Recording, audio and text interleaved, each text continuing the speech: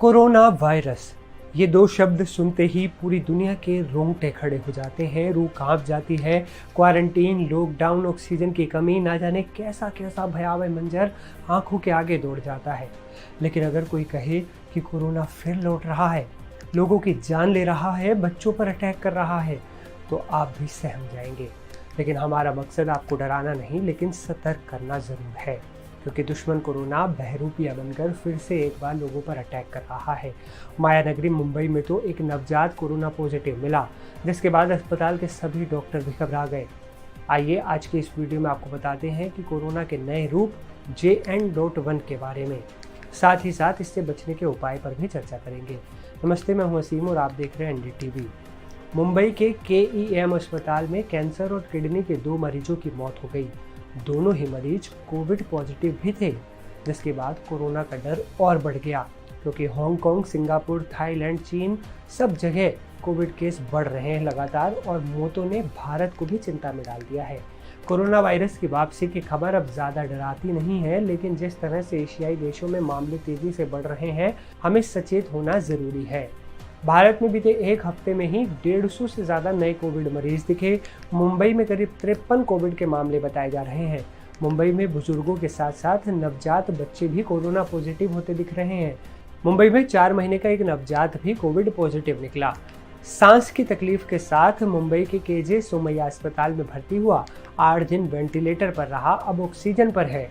बच्चे, बुजुर्ग और पहले से बीमार जैसे कमज़ोर वर्ग को कोविड ज़्यादा सता रहा है, यानी जिनकी इम्यूनिटी कमज़ोर होती है।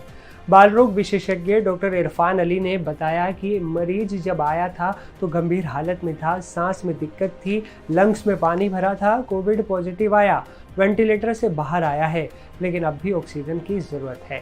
अस्पताल में सांस की तकलीफ का एक और बच्चा है, कोविड का संदिग्ध मरीज है।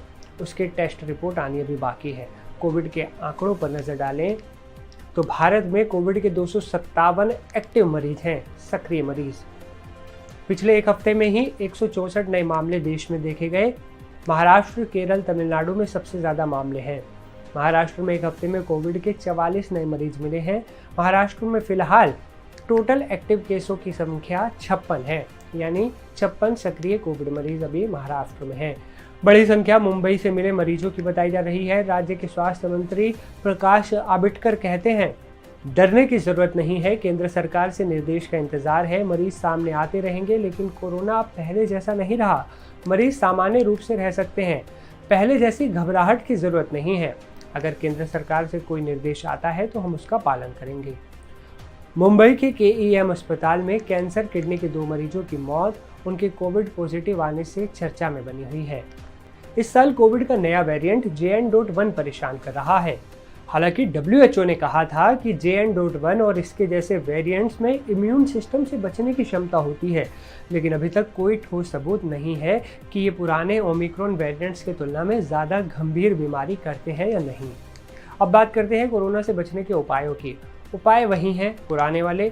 भीड़ वाली जगहों पर मास्क लगाएं, बार बार हाथ धोते रहें, खांसते छींकते वक्त मुंह पर रुमाल रखें, हैंड सैनिटाइजर अपने पास रखें, सर्दी बुखार होने पर तुरंत जांच कराएं।